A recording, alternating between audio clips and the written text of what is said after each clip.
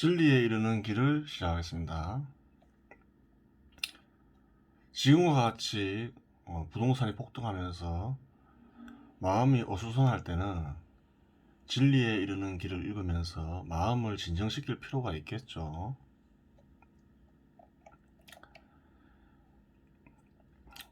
이번 시간에는 수급 분석을 통해서 고점이 나오는 방식을 탐구해 보도록 하겠습니다. 수요량과 필요한 양이 같나요? 다르죠. 아파트를 예로 들면 구매력 없는 무주택자는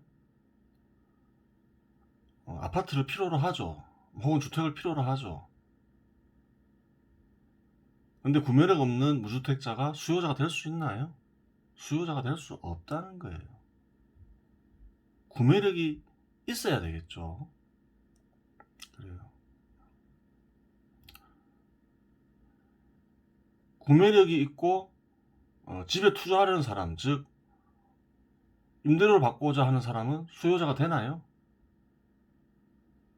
수요자가 되죠. 구매력이 있고 필요로 하죠. 수입을 얻기 위해서 필요로 하죠. 수요자가 되는 거예요. 그래요. 그러니까 필요한 양과 수요량은 다른 거예요.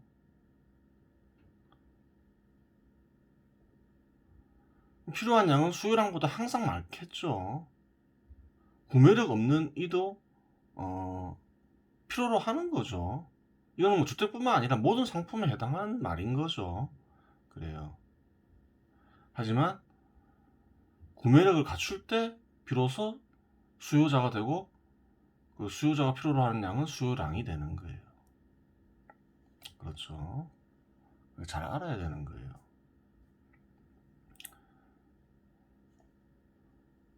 서울의 아파트는 몇 채가 필요할까요?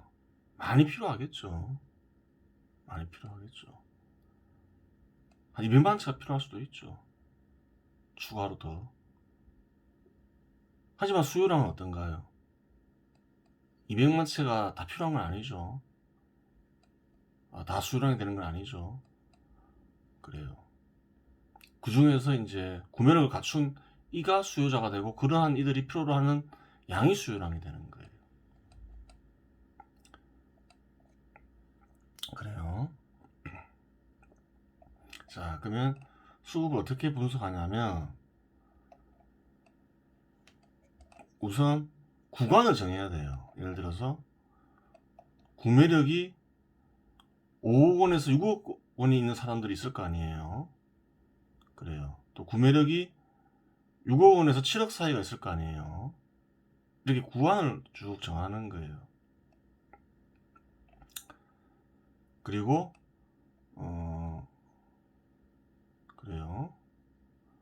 수요자를 또 분석해야 되겠죠. 수요자에는 어떤 사람들이 있나요? 간단하게 나누면 다주택자와 무주택자가 있겠죠. 그래요. 임대사업자도 다주택자로 볼 수 있는 거죠. 간단히 이렇게 분류할 수 있겠죠. 수요자를. 그래요. 수요자를 구간별로 10만 명씩 있다 할 수, 10만 명씩 있다고 이렇게 가정한 거예요. 다주택자는 구간별로 5만 명씩 있고, 무주택자는 또 구간별로 5만 명씩 있다고 가정을 한 거예요. 그래요. 그 다음 이제 공급자가 있겠죠. 판매하는 자가 있겠죠. 판매는 누가 하나요? 주택 소유자가 판매하죠. 주택이 없는 이가 주택을 판매할 수는 없잖아요. 그래요. 아파트 판매자가 되겠죠. 또 누가 판매할 수 있나요? 건설사가 판매할 수 있겠죠. 그래요. 우선 이렇게 가정한 거예요. 주택 소유자도 구간별로 5만 채를 판다고 가정하는 거예요. 이제 이건 무슨 말이냐면 수요자를 분석할 때는 이제 5억 원에서 6억 원은 뭔가요? 구매력이죠. 구매력이에요. 근데 판매자 입장에서 5억 원에서 6억 원은 뭔가요? 여기서 표시한 거는 5억 원에서 6억 원 사이에서 팔 주택 수를 가리키는 거예요. 아파트 수로 보면 되는 거죠. 그래요. 그럼 5억원에서 6만 명, 5억원에서 6억원 사이에는 구매력을 가진 이가 10만 명이 있죠. 그래요. 그리고 5억원에서 6억원 사이에 팔 사람은, 팔 집은 10만 채가 있죠. 그래요. 그렇게 되는 거예요.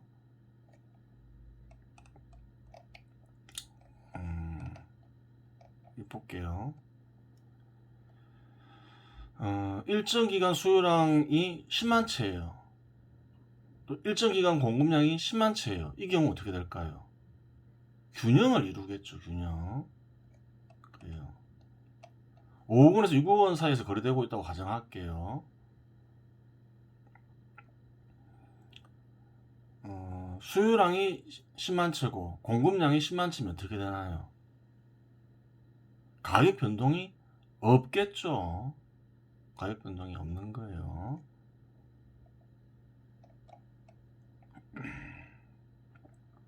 그러면 변화가 일어났어요.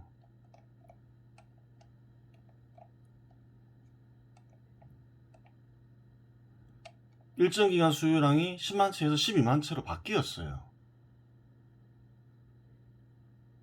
근데 일정 기간 공급량은 그대로예요. 10만 채예요. 그러면 어떻게 되나요? 그러면 다 판매되고 가격이 올라가겠죠. 5억원에서 6억원 사이를 돌파하겠죠. 여기서 이제 주택 가격은 평균으로 보면 되죠. 평균 가격이 5억원에서 6억원 사이에 형성되어 있다면 그 가격을 돌파하게 되는 거예요. 그러면서 상승이 시작되겠죠. 그러면 이와 같이 수요량이 증가하면서 균형이 깨지는 경우는 어떤 경우일까요? 불균형 상태가 되는 원인은 뭘까요? 주택가격이 장기간 안정되어 있다고 할게요. 어떤 이는 사고 어떤 이는 안 살 수도 있겠죠. 주택가격이 안정되어 있고 하락할 것 같으면 안 사는 이들이 또 많겠죠. 그런 사람들이 증가할 수 있겠죠. 그래요. 그 사람들은 무엇을 할까요? 저축을 하겠죠. 장기간 저축하는 거예요. 그러면 구매력이 없던 이들이 구매력이 생기겠죠. 또 구매력이 있던 이들은 더 큰 구매력이 생기겠죠. 그래요. 그렇게 되는 거예요. 소득이 그대로라 하더라도 마찬가지죠. 사회 전체 소득이 그대로라 하더라도 장기간 저축하면 구매력이 생기죠. 거기에다가 만약에 소득 증가가 있어요. 사회 전체적으로나 개개인으로나. 그러면 구매력 있는 수요자가 더 많이 생기겠죠. 그래요. 그럼 대한민국은 어떻게 됐을까요? 2003년도에 평균 가구원 수가 3.48명인데 평균 소득은 272만 7천원이죠. 2019년에는 평균 가구원 수가 3.06명인데 평균 소득이 477만원이죠. 많이 증가했죠. 30% 이상 증가했죠. 그래요. 2010년 기준으로 보더라도 가구원 수가 3.31명인데 평균 소득이 363만원이죠. 근데 2019년에는 477만원이죠. 20% 이상 증가한 거예요. 그렇죠. 장기간 주택 가격이 안정됐었죠. 한 6, 7년간. 그래요. 구매력 있는 수요자가 많이 생겼겠죠. 또 집값은 안정돼 있고 이러니까 또 하락할 것 같기도 하고 이러니까 주택을, 특히 또 아파트를 구매하지 않고 있었겠죠. 그렇게 되는 거예요.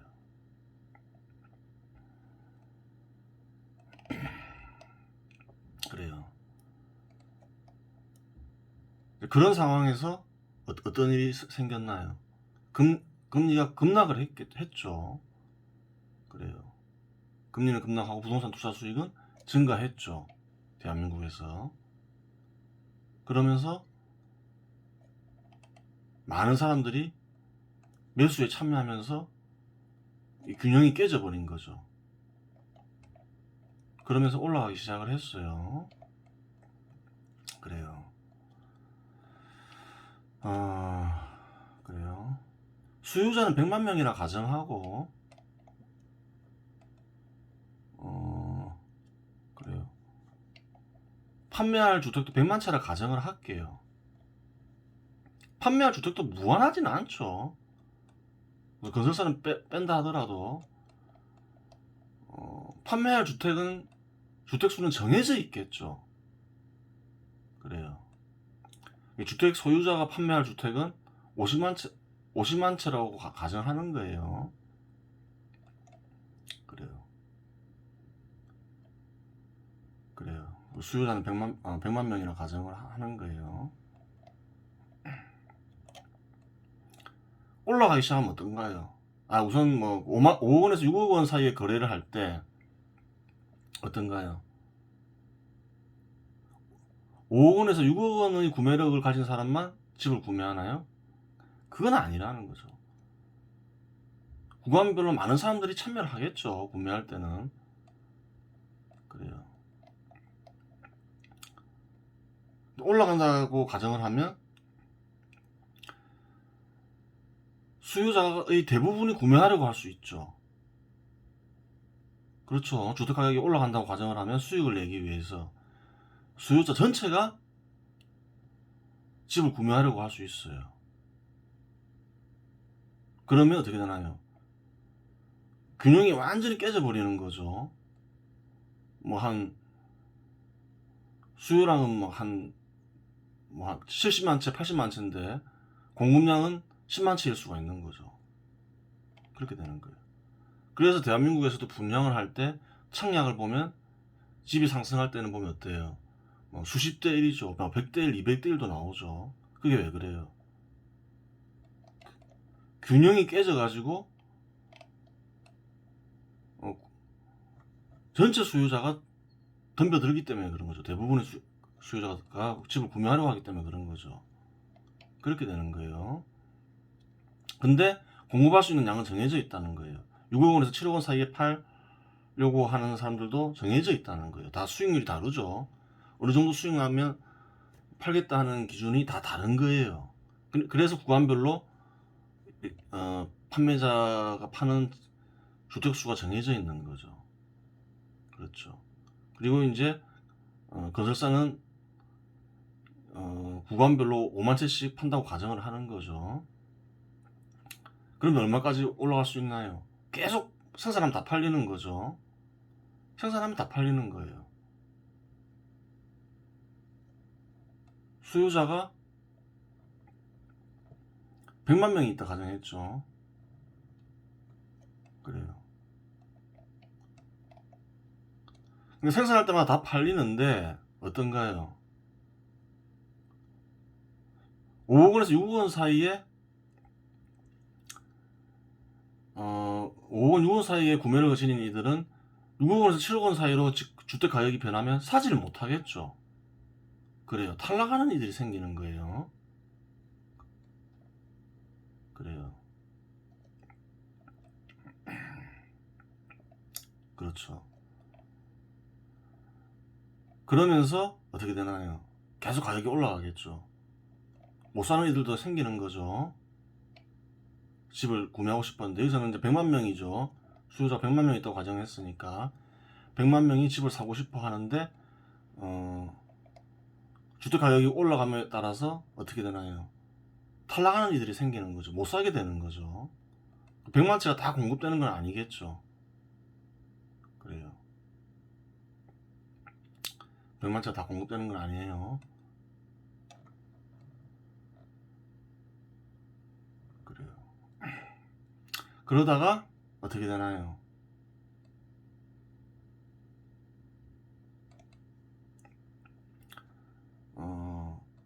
수요자가 없어지면 주택 가격이 멈추겠죠. 살 사람이 없잖아요. 살 사람이 없잖아요.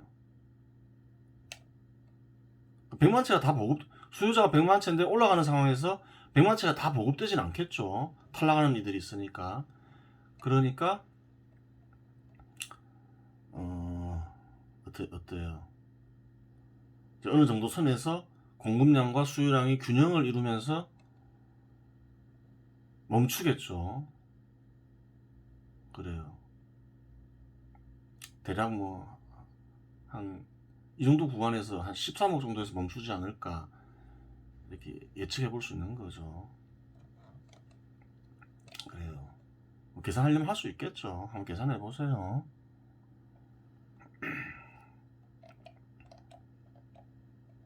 그래요.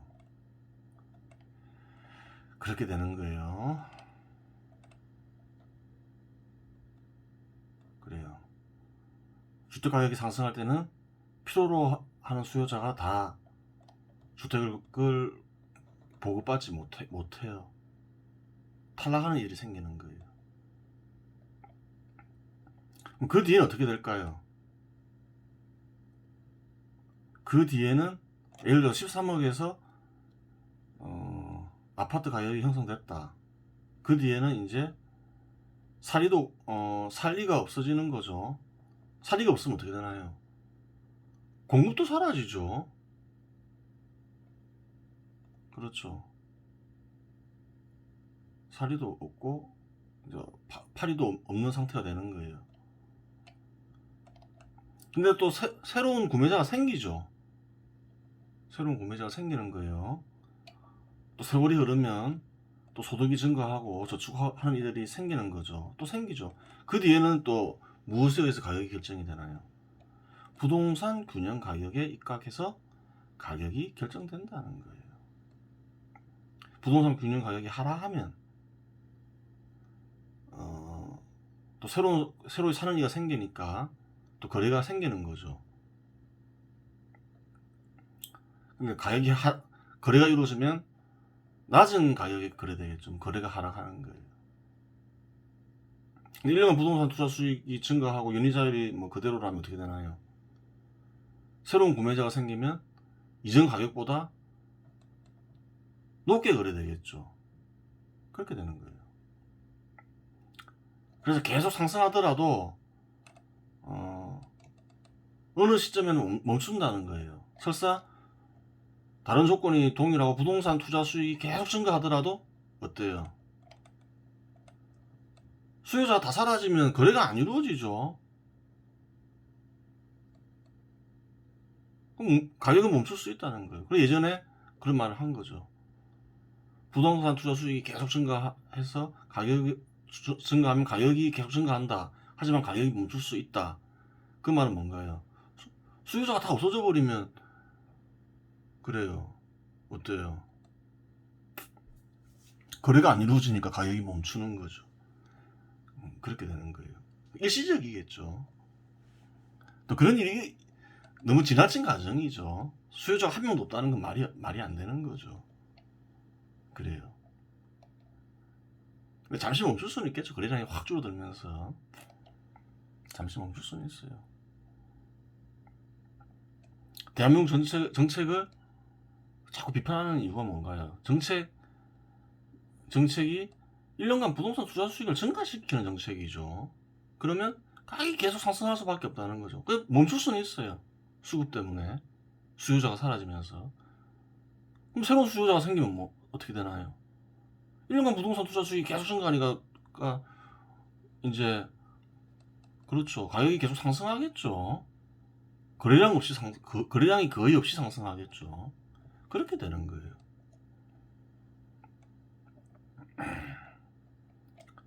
그런데 예전에 언급한 말이 있죠.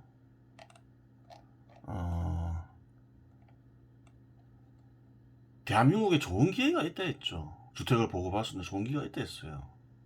1993년에서 98년 사이에 서울 아파트 가격이 크게 상승하지 않았죠. 안정돼 있었죠. 그래요. 또 이명박 정부와 박근혜 정부 때, 박근혜 정부도 포함시킬 수 있겠죠. 27%밖에 안 올랐으니까. 거의 어때요?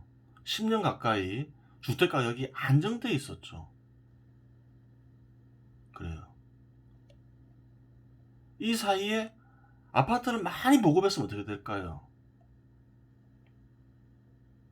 그래요. 예를 들어서 아파트를 많이 보급해서 100만 명 중에서 50만 명을 흡수했다고 가정하면 어떨까요?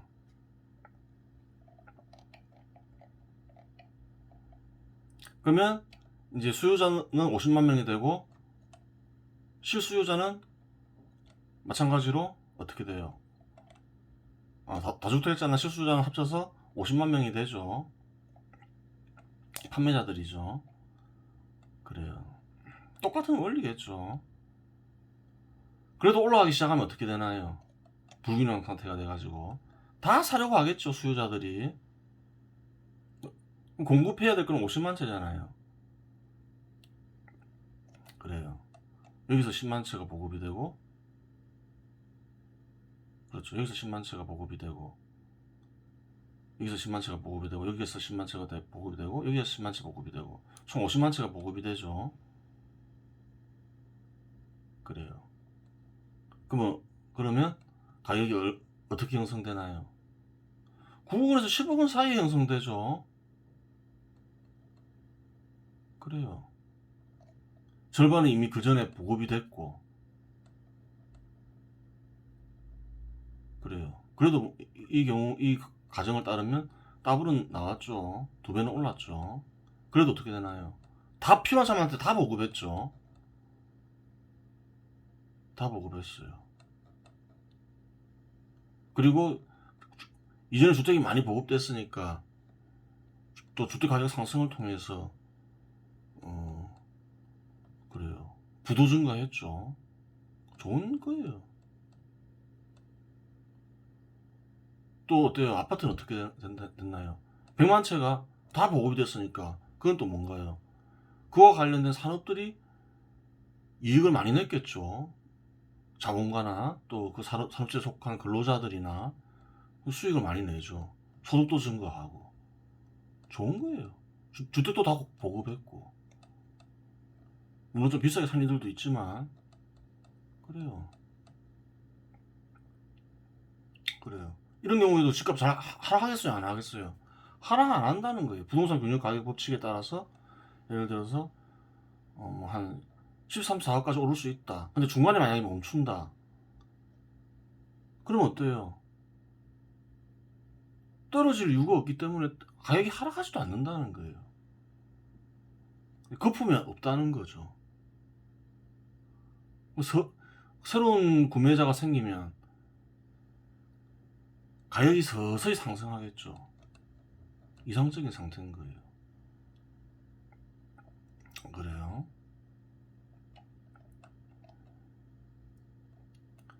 그럼 이번에는 좀 더 극단적인 가정을 해볼게요. 가격이 상승하기 전에 80%를 보급했다 가정할게요. 80만 명한테 보급했다 가정할게요. 그럴 수도 있는 거죠. 그래요. 훌륭한 사람이 나타나서 이런 안정된 시기에 그래 내가 모든 규제를 풀어버리고 한번 서울의 주택 문제를 해결해버리겠다 하고 작심하고 하면 되는 거죠.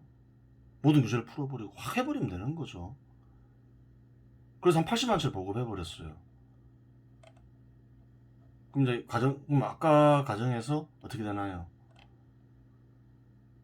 다주택자 1만 명, 실수요자 1만 명 이런 식으로 바뀌는 거죠.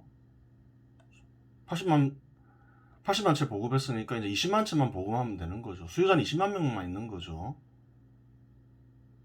그래요. 그런 상황에서 부동산 균형 가격 법칙에 의해서 가격이 상승하게 됐어요. 그럼 20만 채만 보급하면 되니까 어떤가요? 5억 원에서 6억 원 사이에서 10만 채 보급되죠. 6억 원에서 7억 원 사이에 10만 채가 보급되죠. 그래요. 7억 원에서 끝나는 거예요. 부동산 균형 가격 법칙에 의해서 균형 가격이 한 10억 정도 형성돼 있다. 그럼 어떤가요? 새로운 구매자가 생길 때마다 조금씩 올라가겠죠. 그래서 서서히 올라가는 거예요. 거품도 없는 거죠. 또 주택가격이 하락하면 국가적으로 위험하잖아요. 금융권도 위험해지고 경기도 안 좋아지고. 근데 서서히 올라가는 상황은 어떤가요? 경제에도 도움이 되고 또 주택 가진 사람들도 부가 증가하니까 좋다는 거예요. 그래요. 안타까운 일이라고 제가 말씀드렸던 이유가 뭐냐면 대한민국에 기회가 없었나요? 기회가 있었다는 거예요. 기회가 있었음에도 불구하고 기회를 놓친 거죠. 김영삼 정부 때, 또 이명박 정부 때, 또 박근혜 정부 때 좀 있었죠. 그래요. 아쉬운 거예요. 서울 아파트, 서울 주택 문제를 일거에 해결할 수 있는 기회가 있었는데 어때요? 그 기회를 놓친 거예요. 기회를 놓치니까 어떤가요? 위기가 오면서 대혼란이 오는 거죠. 원래 그래요. 이번 시간 여기서 마치겠습니다.